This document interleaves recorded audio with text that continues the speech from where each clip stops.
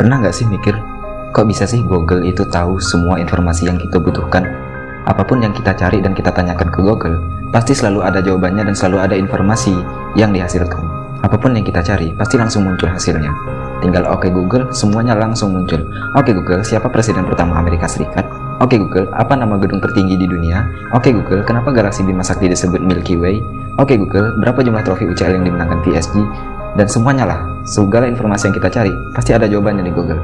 Tapi, kok bisa gitu ya?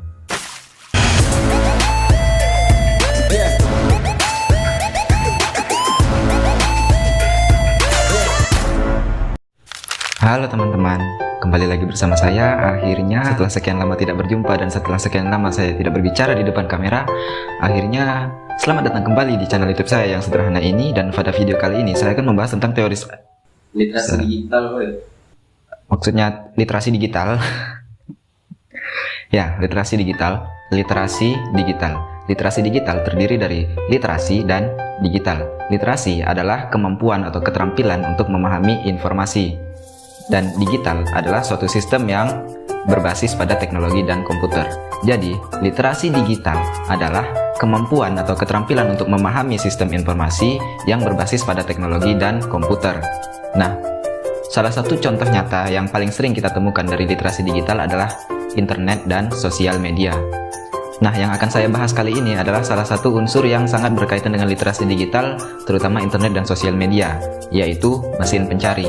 Seperti yang tadi di awal kita renungkan, kenapa Google bisa tahu semua informasi yang kita butuhkan? Nah, karena Google adalah salah satu mesin pencari. Apa itu mesin pencari? Ya, mesin yang fungsinya untuk mencari. Ya, nggak salah sih, tapi udahlah. Jadi mesin pencari adalah sebuah perangkat komputer yang berfungsi untuk mencari dan menelusuri berkas atau dokumen yang tersimpan dalam layanan www atau FTP, publikasi milis atau newsgroup pada sebuah atau sejumlah komputer peladen dalam jaringan. Jadi, mesin pencari adalah mesin yang berfungsi untuk menelusuri informasi yang tersimpan dalam dokumen-dokumen yang tersedia. Simpelnya gini, di internet itu, semua informasi tersimpan pada situs-situs tertentu sesuai dengan bidangnya masing-masing. Misalnya, ada situs Halodoc dan lain-lain untuk informasi kesehatan dan medis.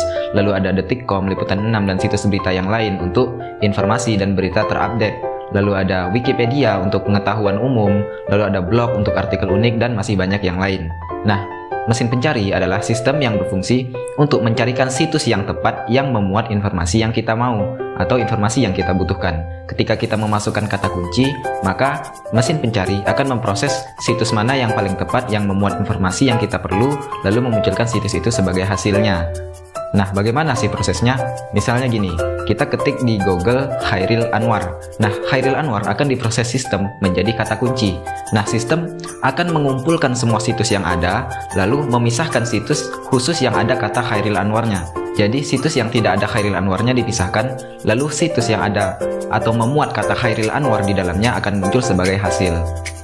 Hasilnya biasanya ditampilkan dalam bentuk daftar yang diurutkan berdasarkan rasio kecocokan atau akurasi dan juga rasio pengunjung atas suatu berkas tersebut. Maksudnya, daftar hasil yang ditampilkan akan berdasarkan pada tingkat ketepatan dengan kata kunci yang kita masukkan dan juga seberapa sering situs atau kata kunci tersebut dicari juga oleh orang lain.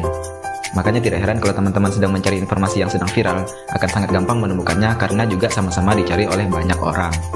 Informasi yang menjadi target pencarian dan juga hasil penelusuran bukan hanya berbentuk halaman web, bisa juga berupa berkas-berkas lain seperti gambar, video, aplikasi, dan dokumen, dan lain-lain.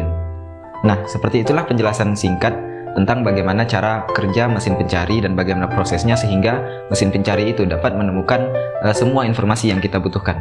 Jadi, jawaban dari pertanyaan tadi, kok bisa sih Google tahu semua informasi yang kita butuhkan? Enggak.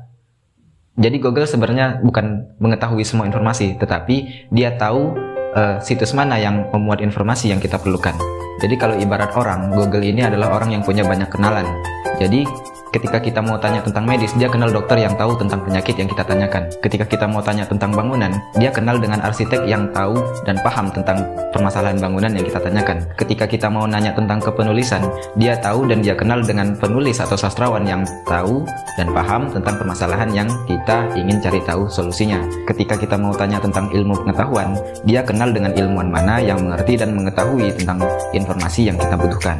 Ketika kita mau tanya tentang sepak bola, dia kenal dengan coach maksudnya pakar sepak bola atau orang-orang yang mengerti tentang sepak bola. Jadi intinya Google adalah penghubung dari kumpulan informasi yang tersedia agar kita dapat menemukan informasi itu dengan mudah dan sesuai dengan yang kita inginkan. Nah, begitulah penjelasan tentang bagaimana cara kerja mesin pencari yang contohnya adalah Google. Tapi mesin pencari juga tidak sesederhana itu sekarang, karena tentu sekarang perkembangan yang pesat menghasilkan pembaruan yang lebih mutakhir, lebih canggih, dan juga lebih akurat. Pasti kalian pernah kan ngetik sesuatu di Google, lalu Google sudah tahu kata selanjutnya yang mau kalian tulis, ya kan? Sebagian besar mesin pencari dijalankan oleh perusahaan swasta dengan algoritma kepemilikan dan juga basis data tertutup. Salah satu contohnya adalah Google, di mana menjadi mesin pencari paling populer dan paling banyak digunakan saat ini.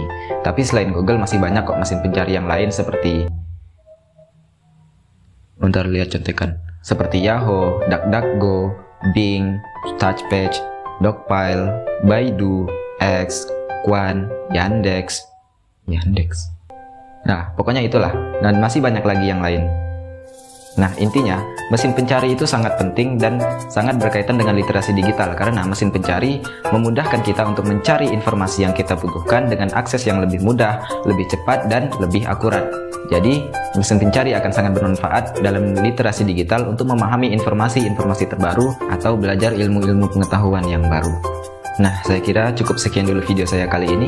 Mohon maaf atas segala kekurangan dan kesalahan. Terima kasih atas segala perhatian, dan sebagai penutup, seperti biasa, saya ucapkan terima kasih telah menonton video ini. Sampai bertemu di video selanjutnya. Saya Khairul Rizky. Terima kasih.